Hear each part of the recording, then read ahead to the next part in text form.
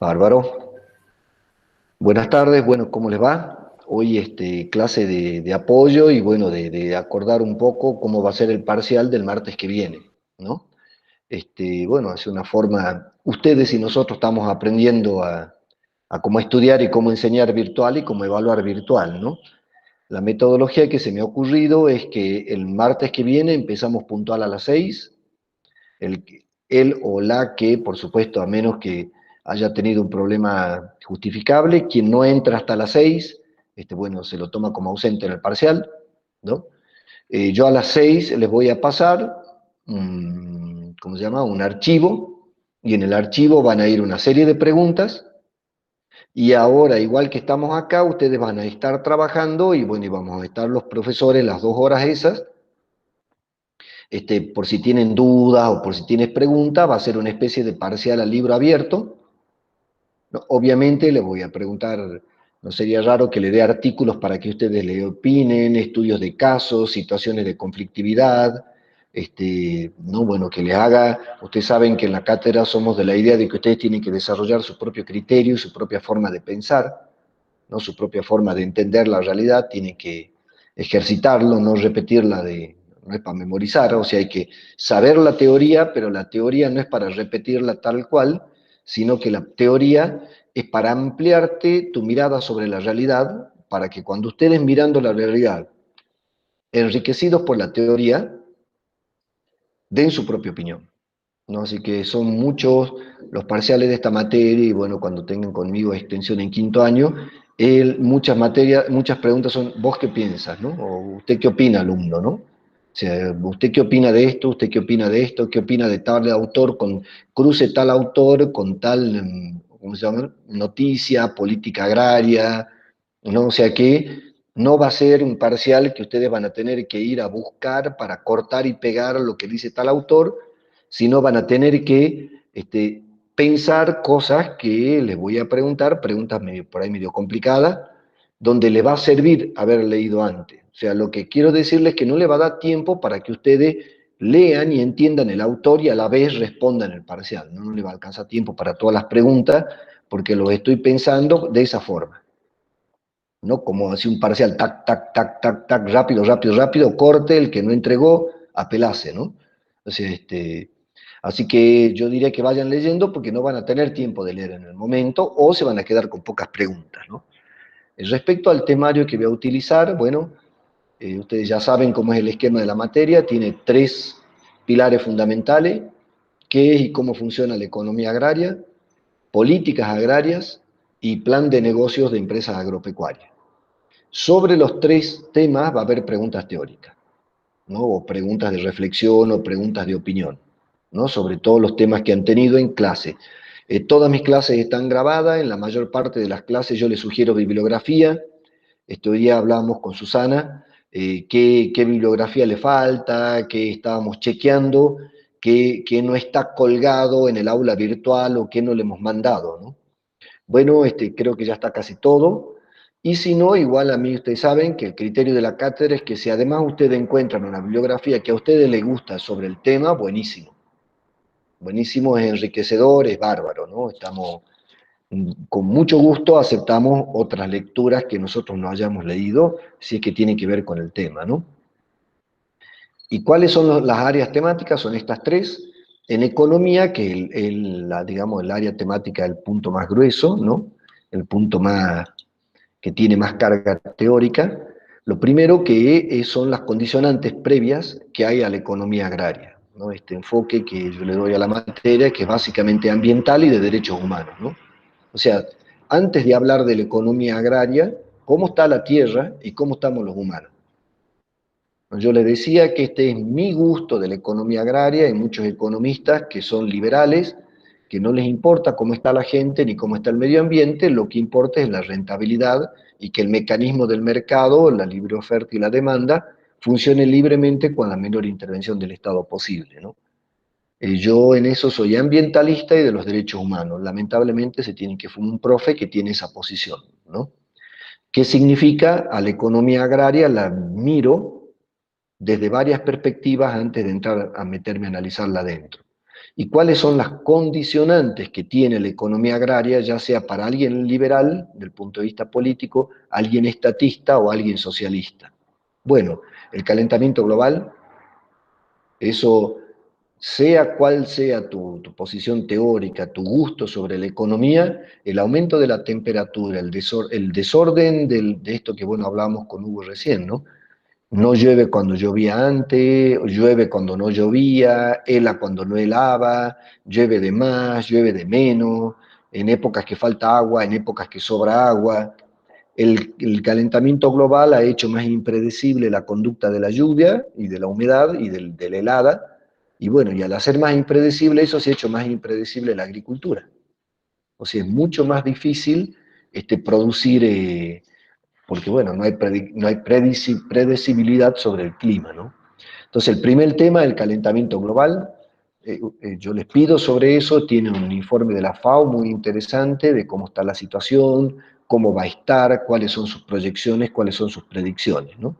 Entonces, de las condiciones previas a la economía agraria está el calentamiento global, ¿no? Que es una situación que sí les voy a pedir cosas, ¿no? Preguntas, opiniones. Otra situación que hay es la mala distribución de la riqueza en este mundo, dentro del mundo en sí. Esto que le decía, por primera vez en la historia de la humanidad va a haber un compadre que va a tener $1 billón, ¿no? El Bezos, el dueño de Amazon, ¿no? Mientras que la pobreza en el mundo con la pandemia ha aumentado, se calcula un 20%. Y recuerdan que yo les decía que había 700.000 personas que comían de menos. Acabo de bajar un artículo que se los colgué ahí se los mandé por el WhatsApp, ya son 850.000 personas, ¿no? Diga, 850 millones de personas, ¿no? O sea, eh, eh, la, eh, unos más ricos y otros más pobres con la pandemia, ¿no? O sea, la situación de mala distribución, si bien ha cambiado de rico, digamos, ya no son tan ricos los dueños de las aerolíneas, los dueños del turismo, de la diversión, de los casinos. Disney está fundido, la parte industrial dura ha perdido plata, el petróleo ha perdido plata.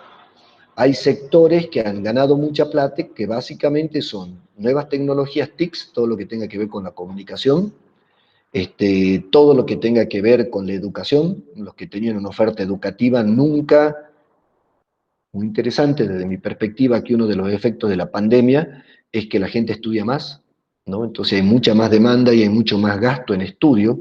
Entonces todo el que vendía TICs y conocimiento, o sea, comunicación y conocimiento, software, hardware, que te conectaban, se han hecho muy, muy, muy ricos, ¿no? Se habla ya de los GAFAM, ¿no? De Google, Amazon, Facebook, Apple, ¿no? Y Microsoft, que bueno, son los nuevos poderosos del mundo, como los poderosos que salieron de la Segunda Guerra Mundial, que generaron su riqueza básicamente en la venta de armamento y en toda la parte de petróleo, ¿no? La parte de las energías, ¿no? Bueno, ahí hay, como nunca en la historia de la humanidad hemos llegado a tener una persona joven, de mi edad, bueno, joven para mí, billonario, ¿no? Que tiene $1 billón, ¿no? Acumulado, declarado al Estado, ¿no? Entonces, yo creo que no se puede pensar en la economía sin antes saber que calentamiento global, daño ambiental, esto que les decía, Alemania ha perdido el 70% de la biomasa voladora, hemos perdido el 60% de la vida silvestre en los últimos 30 años, o sea, tenemos que entender que al resto de la vida del planeta le hemos hostilizado, le hemos matado y le hemos creado condiciones para que le sea muy difícil sobrevivir con el calentamiento global especialmente, ¿no? Y bueno, y además que estamos todos lados en lo humano y ocupamos todos los espacios, ¿no? Cada vez hay menos espacio y esta manía que tenemos de vivir en donde están las tierras fértiles, ¿no? Como el Valle de San Salvador de Jujuy, como el Valle de los Pericos que cada vez se puebla más, como Libertador, como San Pedro, donde hay un río y tierra fértil, empleamos las ciudades, ¿no? Entonces, ese problema ecológico va a haber preguntas. El problema de la distribución de la riqueza va a haber preguntas. Y además una distribución de la riqueza que tiene mucha cara de colonia.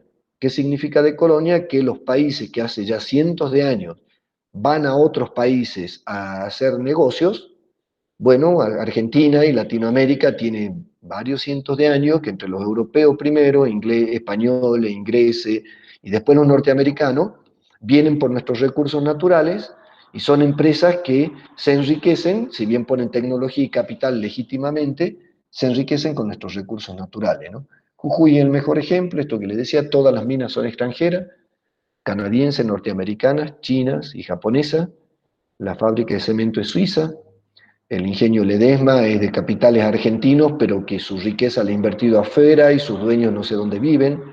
El de Río Grande parece que es sueco. Entonces vos decís, bueno, las litieras son japonesas chinas. Entonces cada vez que hay algo que genera riqueza acá, se la terminan llevando los países del norte. Entonces vivimos en un mundo con muy mala distribución de la riqueza, que aumentó con la pandemia, y que además esa distribución de la riqueza tiene que ver con geografía. Los países del norte y sus representantes o sus socios o sus amigos o sus parientes en los países del sur les va cada vez mejor. Y de Ecuador para abajo nos va cada vez peor, ¿no? Lo que es África, lo que es Sudamérica, lo que es toda la parte del Ecuador para abajo del sudeste asiático, ¿no? Entonces, segunda condicionante, la distribución de la riqueza, ¿no? Y dentro de la distribución de la riqueza yo también le meto la incapacidad del capitalismo moderno de generar puestos de trabajo, ¿no? Esto que dice la OIT, 6 de cada 10 jóvenes menores de 25 años no tienen trabajo y no van a tener. Y esta digitalización de la realidad prescinde más de gente. Y ni que hablar con el avance de la robótica. Bueno, eso, sea cual sea tu posición política en economía agraria, eso te condiciona, ¿no?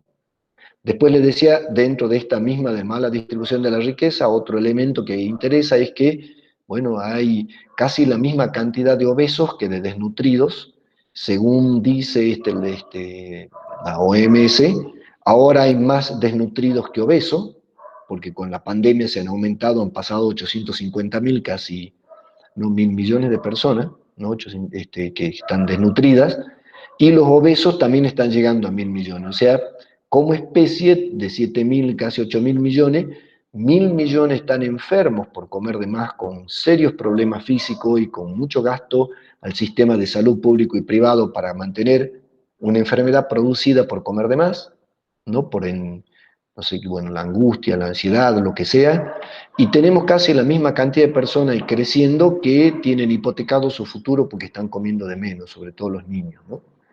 Entonces ahí hay un problema de mala distribución del alimento.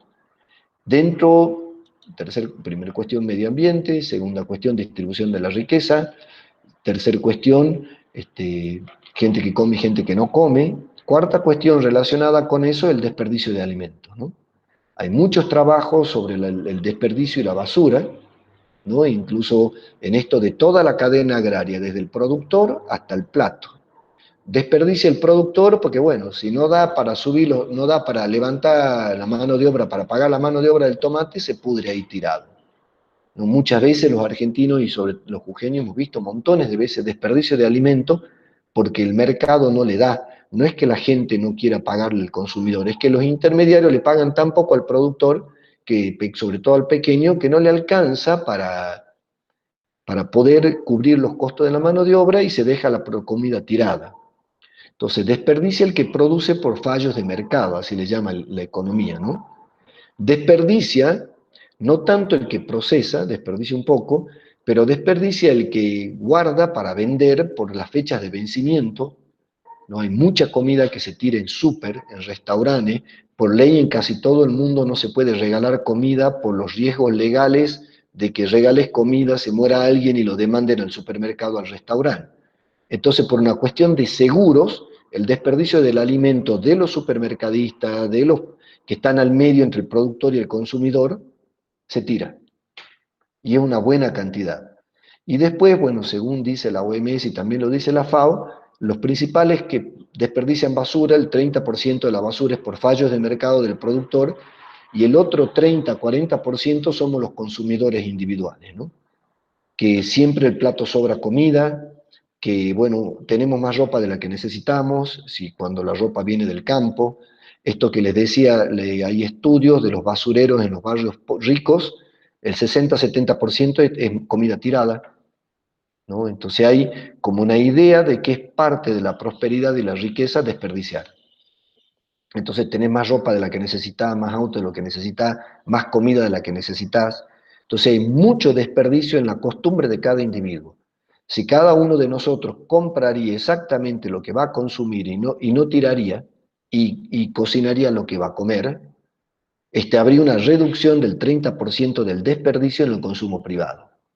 Está bien, el otro 70% en todo el resto de la cadena, pero ahí hay una conducta del desperdicio, ¿no? Y con la idea de que cuando más comida desperdicias, o cuando más escasa es la comida, o más difícil producirla, más te jerarquiza, ¿no? Es como un poco que le decía esta idea de ser rico es demostrarle al otro que puedo desperdiciar energía, que tengo mucha comida y la tiro. De hecho, una de las maneras de expresar la riqueza que hay en casi todas las culturas es invitar a comer y a chupar, ¿no? Y mostrar el exceso. Es como decir, lo que marca mi riqueza es mi capacidad para mostrarle a los demás que puedo desperdiciar, ¿no? Como que, bueno, me va tan bien que ve que puedo tirar la comida y la bebida. Entonces, esa filosofía de que entendemos que es mejor ser humano el que más desperdicia, que una de las características de la cultura capitalista, es también un tema para analizar, ¿no? Porque eso ya es un cambio de filosofía individual en las tres R, ¿no? La famosa reduce, reusa, recicla, ¿no? Bueno, el reduce en el tema de la comida no lo estamos usando y muy poco el recicla.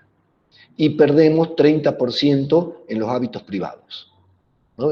No tanto los sectores de bajo ingreso, pero cuando más plata tiene la persona, más comida tira, ¿no? Más comida tira y es más sofisticada. Come los huevos del pescadito, come un pedacito de la carne y tira todo el resto, come la aleta del tiburón y tira todo el resto, come la parte esta del atún, ¿no? Es como que comer una parte del ser vivo, la más difícil, la más cara, y desperdiciar el resto es para mostrarle al sistema que uno es próspero, ¿no? Una complicación cultural que propone el mundo moderno, ¿no? Esto, cuando más tenés, más próspero sos, ¿no? Y si tenés y desperdiciar, mejor. Entonces, estos son los condicionantes externos, previos al análisis de cómo funciona la economía agraria. La economía agraria, bueno, es, yo le decía, casi 8.000 millones. Mira, dice la Lucila Garnica, profe, en Corea del Sur dejan comida en el plato para comprar, mira que por educación, mira que, claro, para demostrar que ya no hay hambre. Bueno, mira estas pequeñas, muy bien lo que dice Lucila, claro, uno dice, sí, pero bueno, no, es una tontera que uno pida y deja la mitad del plato. Bueno, multiplica esos 50, 100 gramos que vos desperdiciás por 8.000 millones de habitantes, todos los días.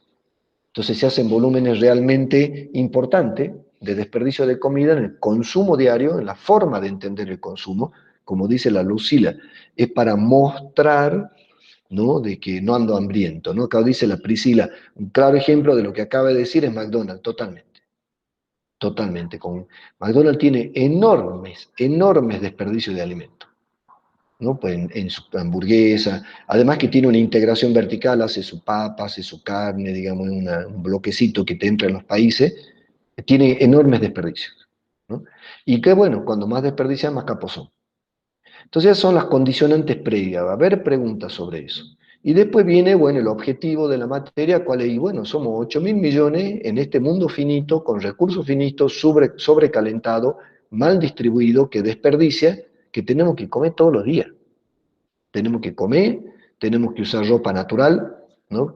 Se está volviendo a la fibra natural, esto yo decía a fines del siglo pasado, cayó el algodón, el lino, la oveja, la llama, todo lo que era, ahora está volviendo porque la gente sabe que ese pedazo de plástico dura 300 años, la naturaleza no digiere lo no orgánico, entonces está volviendo a presionar al campo para que produzca algodón, fibra, sobre todo el algodón es lo que más se consume para usar sobre el cuerpo, ¿no? Lino, lana, oveja, bueno, camélidos en nuestro caso, ¿no? Entonces, bueno, hay casi 8.000 millones de personas, comemos todos los días, nos ponemos productos del campo en la ropa, nos vestimos con eso, nos cubrimos, nos abrigamos. Además de eso, lo usamos muchísimo para toda la industria cosmética, ¿no? Para toda la industria bioquímica, química, ¿no? Muchas cosas de las que se producen en el campo terminan en cremas, remedios, ¿no? Cada vez más, porque antes había un enamoramiento del remedio químico. Ahora estamos cada vez más enamorados del yuyo, ¿no? Estamos volviendo al remedio producido por la naturaleza, no producido por el laboratorio. Y por último, además de estos 8.000 millones de darle de comer, vestirlo, producir para la salud y la belleza, hay que darle de comer a los autos, ¿no? El biocombustible.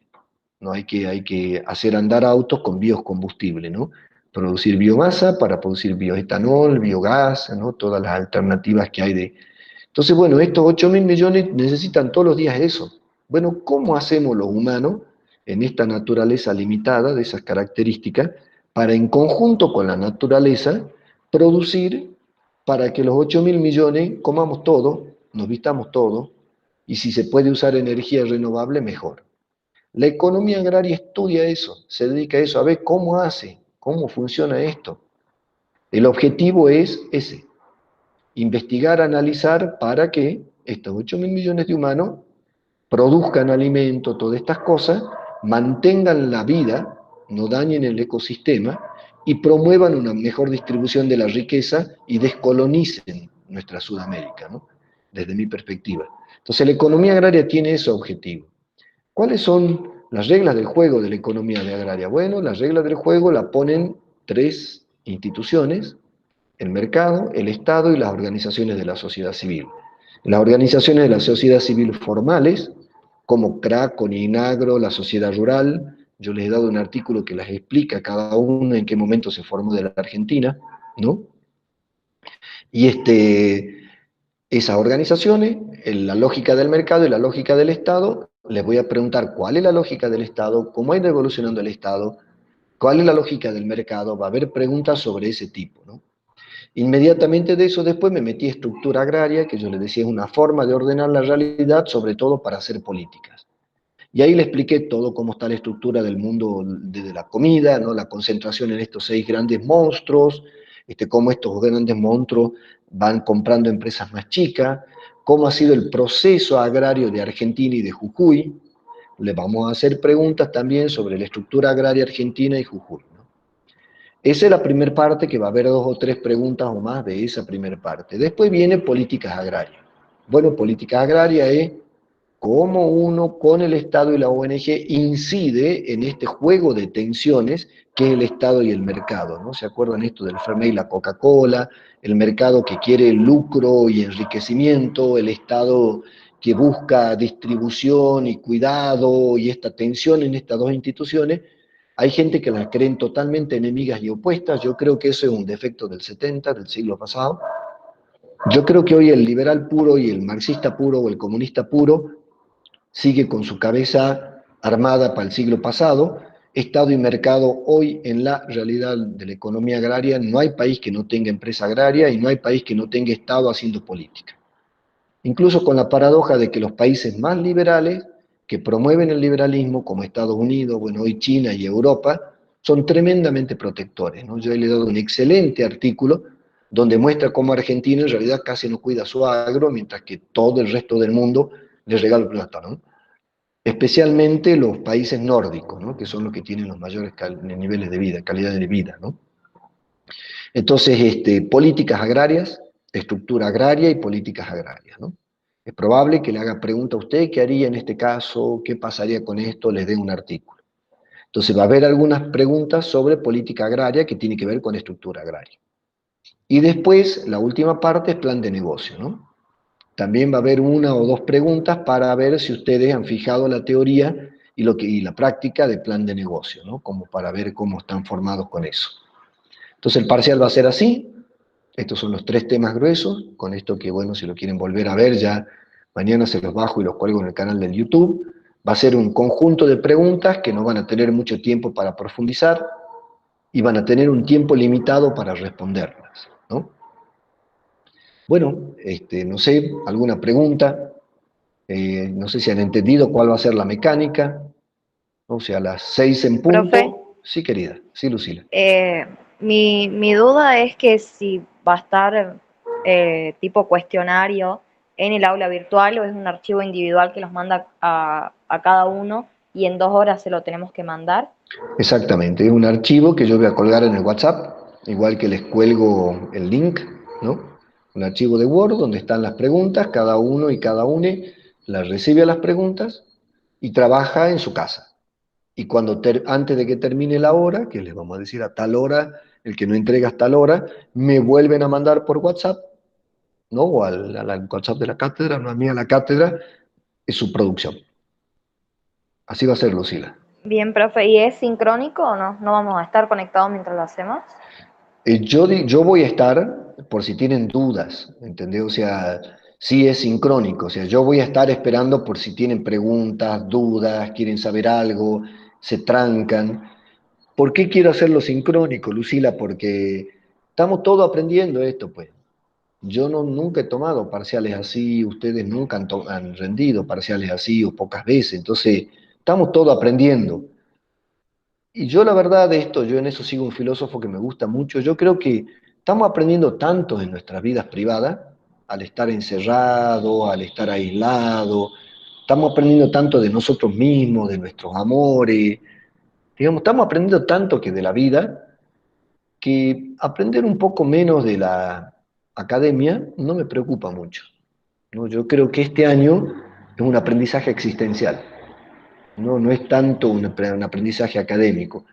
Y creo que esta pandemia nos tiene a todos estresados, nerviosos, angustiados, sobre todo a los que están en el sector privado, que además de la pandemia tienen problemas económicos, ¿no? Además con inflación, además con incertidumbre, los medios de comunicación muy hostiles a un Estado interventor, porque son medios liberales, entonces todo el tiempo están prediciendo que se viene el caos. Entonces yo creo que hay que cuidarnos, o sea, esa es la idea, ¿no? Así que a mí me parece que lo vamos a hacer sincrónico para ayudarlo y ayudarlas, ¿no? O sea, que el que necesita o la que necesita algo me pregunta y la idea es ayudarlo, no entorpecerlos. Además creo, esta es una autocrítica personal, no lo meto a los otros profes, creo que los profes como no sabemos esto virtual, le hemos atosigado. O sea, che, mandale dos archivos, mandale cuatro, mandale seis. ¿Viste? Como, claro, no le ven la cara, no le conocemos los tiempos, no sabemos cómo están. Creo que están sobrecargados, están estresados, es nuevo.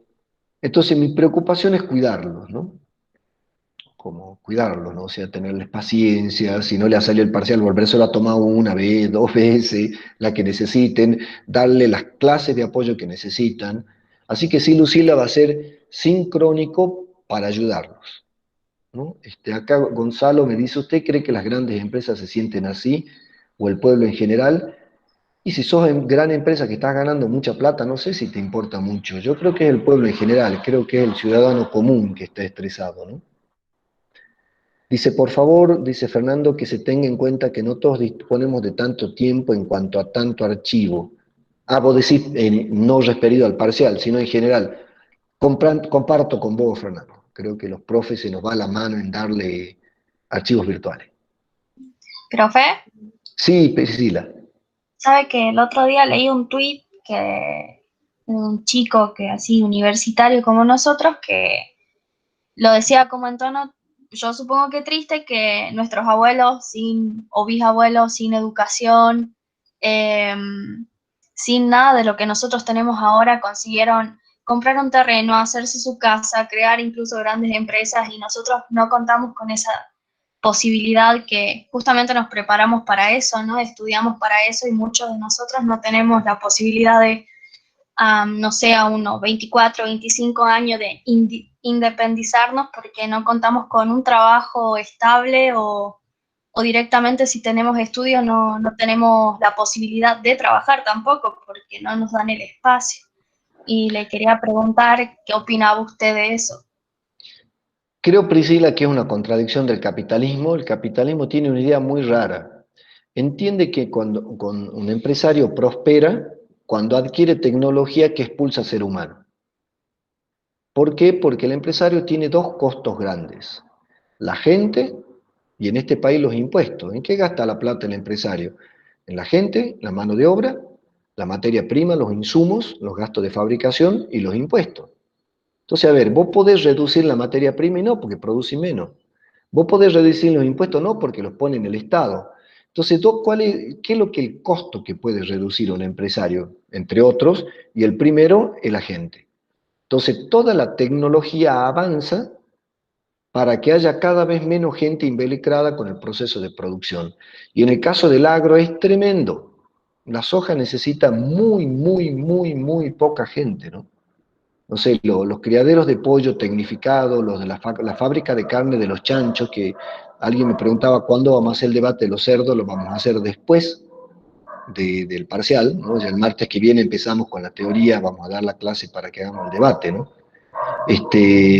A mí lo que me parece es que bueno, me colgué, no me acuerdo para dónde iba, ¿no? A quién estaba contando a Priscila, ¿no? De que sí, ¿no? De que los jóvenes la tienen muy complicada y los jóvenes agrarios más. Y creo que por un lado es un problema del capitalismo en general.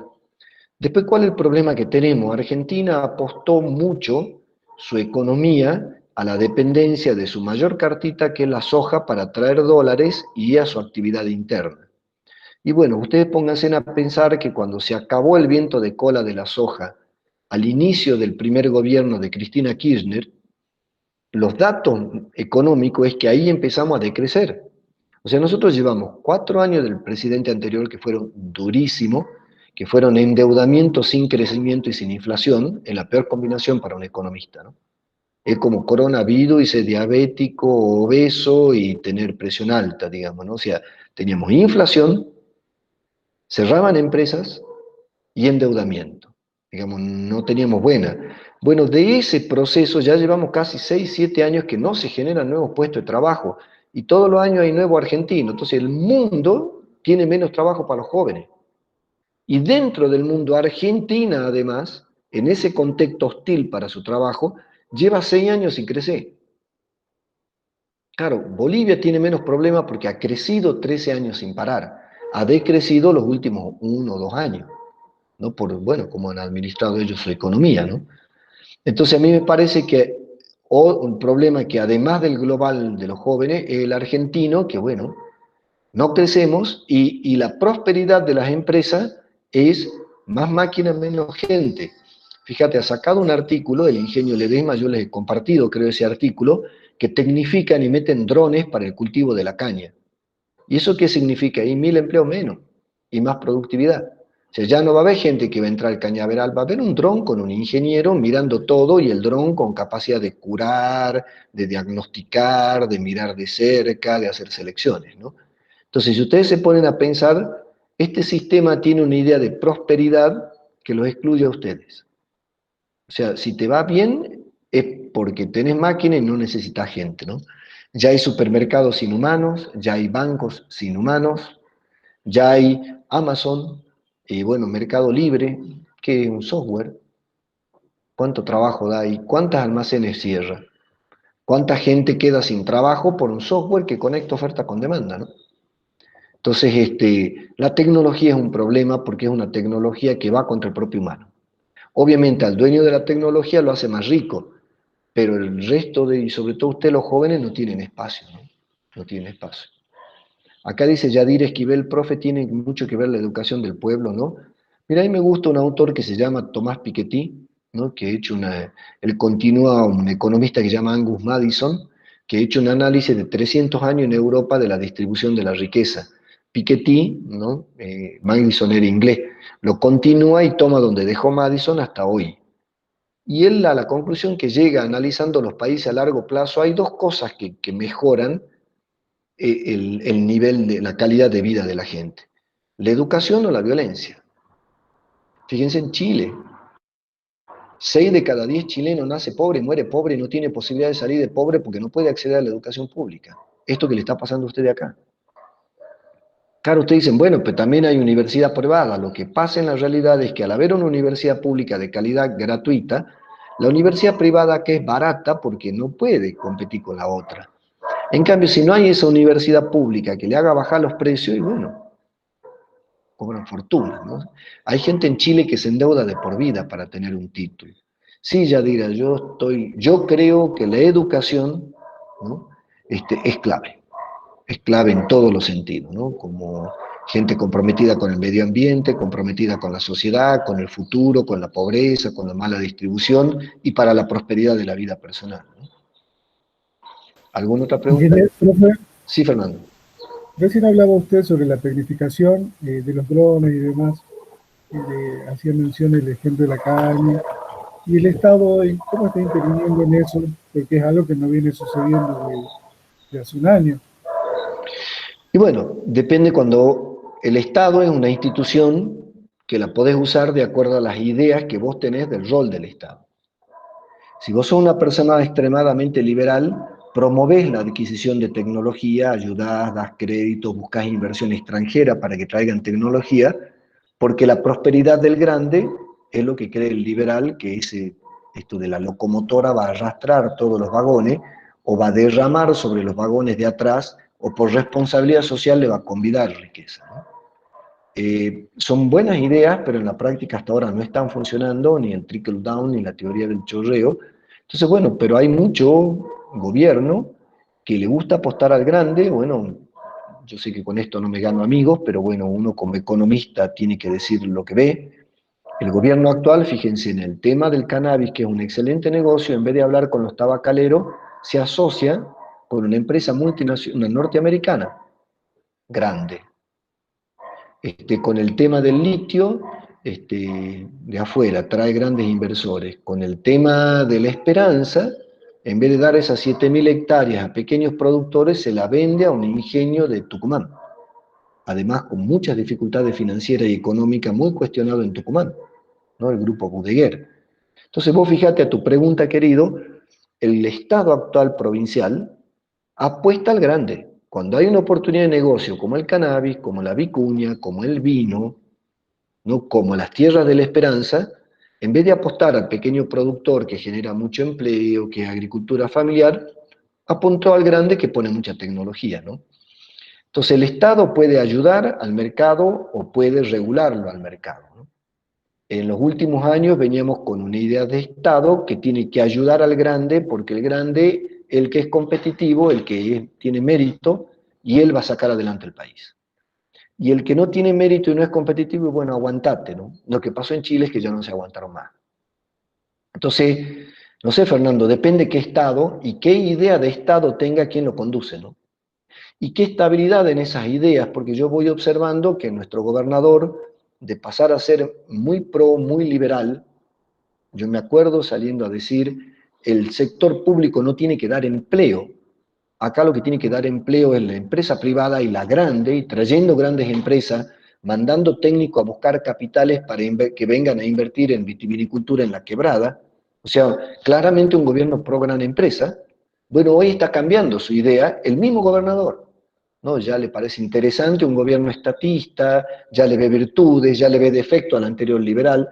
Tal vez sea pragmatismo político y bueno, me gusta el poder y digo lo que hay que decir para seguir. Pero fíjate, la idea de qué hacer con el Estado cambia hasta en el mismo gobernante de un periodo a otro, ¿no? No sé, perdón, si te confundí o te ayudé con esta, Fernando, ¿no? No, está ¿Alguna? bien, la Eso. pregunta iba centrada a eso. Nada Ajá, más. bárbaro, querido. ¿Alguna Entonces, pregunta? Sí, querida. si tenemos un futuro incierto como futuros ingenieros y no tenemos muchas cosas para pensar y que comenzamos a buscar soluciones, Así es, plantear querido. soluciones. ¿Y cuáles podrían ser esas soluciones? ¿Qué podríamos hacer nosotros en un futuro para cambiar esto o tratar de cambiar? Muchos quieren irse del país. Yo siento que la única manera de cambiar Argentina es que los jóvenes estudiantes se queden y hagan algo, porque si no lo hacemos nosotros, no lo va a hacer nadie y el país va a seguir cayendo. Sí, pero los sectores que se quieren ir, Priscila, son como yo. Descendientes de europeos que creen que han perdido el paraíso y que el paraíso está en Europa o en Estados Unidos y que se van a buscar un lugar donde pueden prosperar. Yo viví un par de años en cada uno de esos lados, ¿no? En Europa y Estados Unidos, y la verdad es que van a lavar platos. Son ingenieros agrónomos que van de mozos, de peones, pero está la fantasía de que allá podés prosperar, aquí no.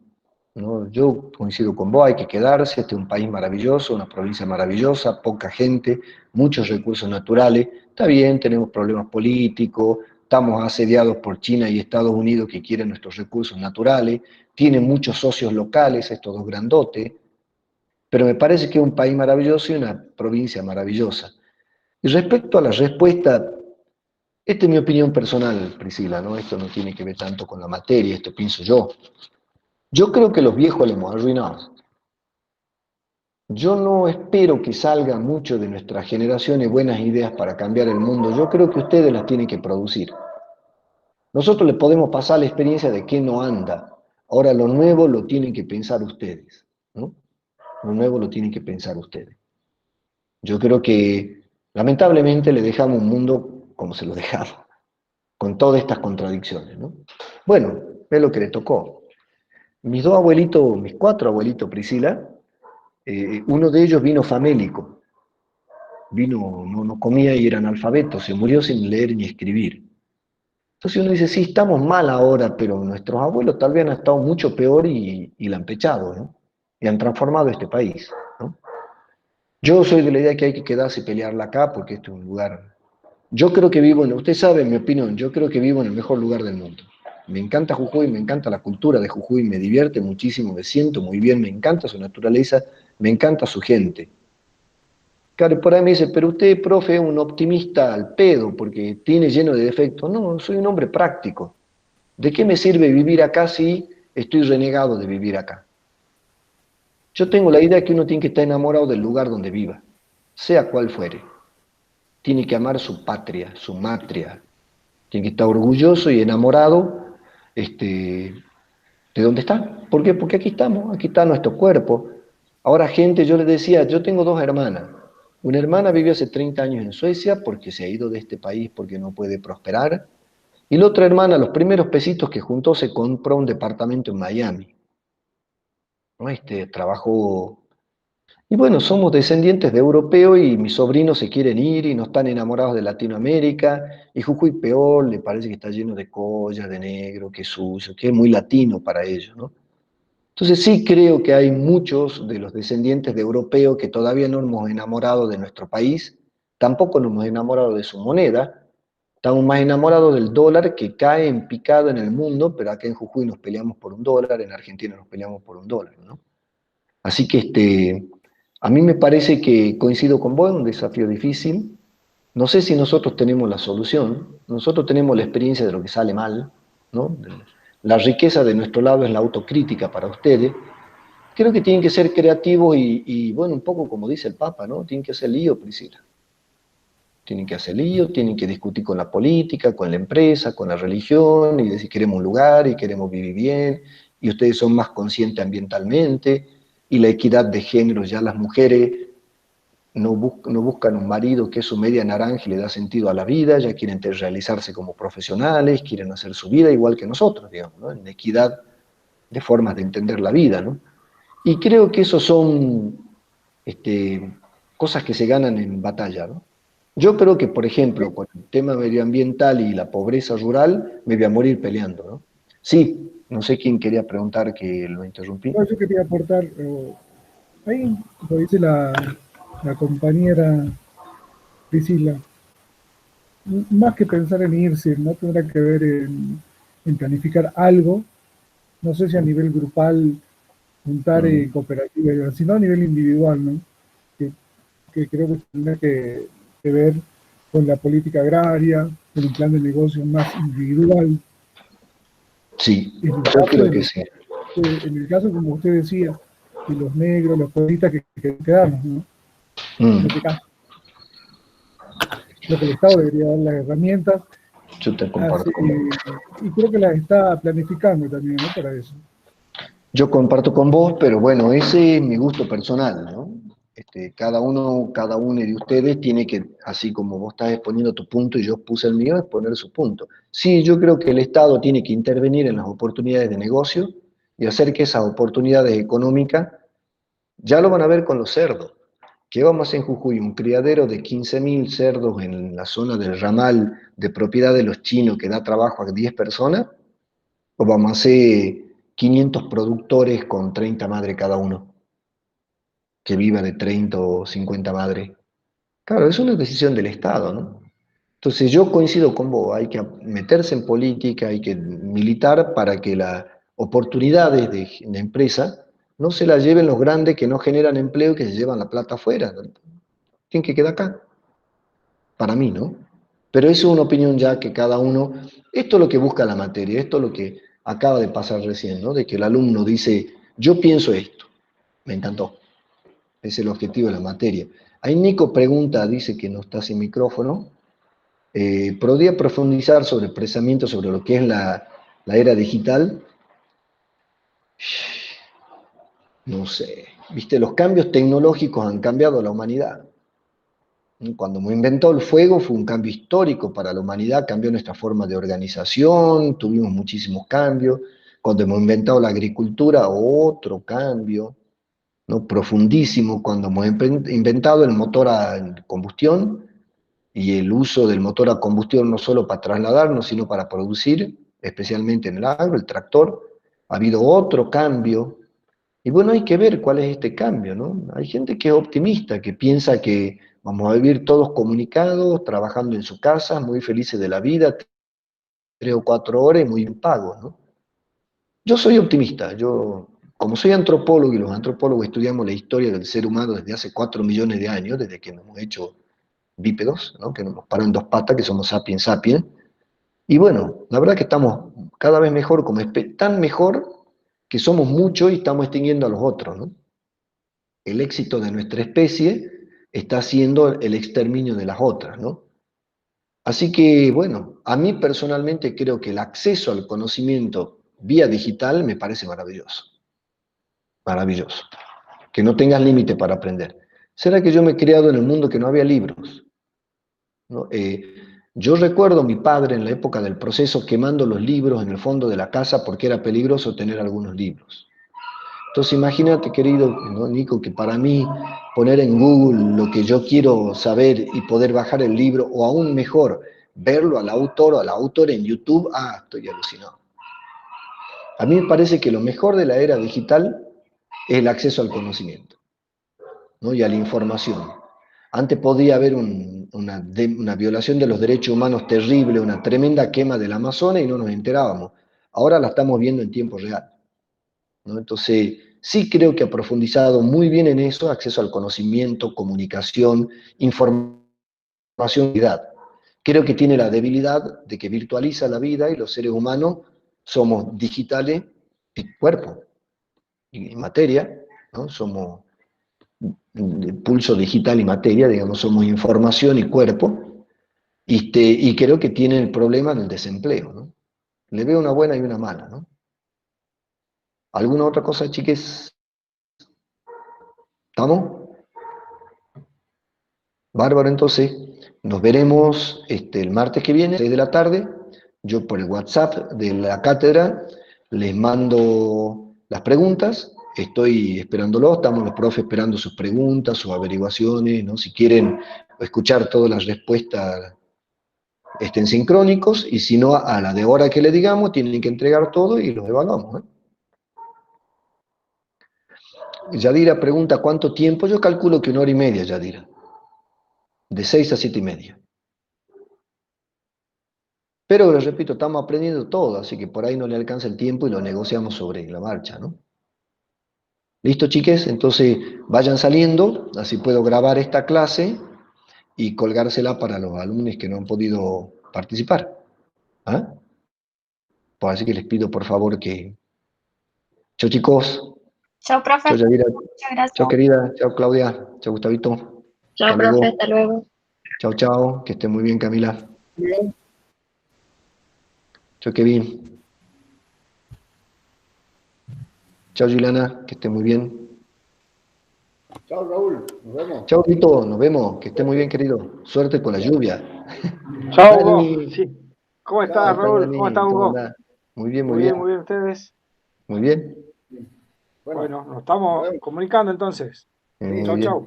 Te voy a llamar, Dani. Dale, Tenemos dale. que charlar. Bueno, Listo. Nos cuando, vemos. cuando quieras. Un Nos abrazo, vemos. que esté muy bien. Un abrazo.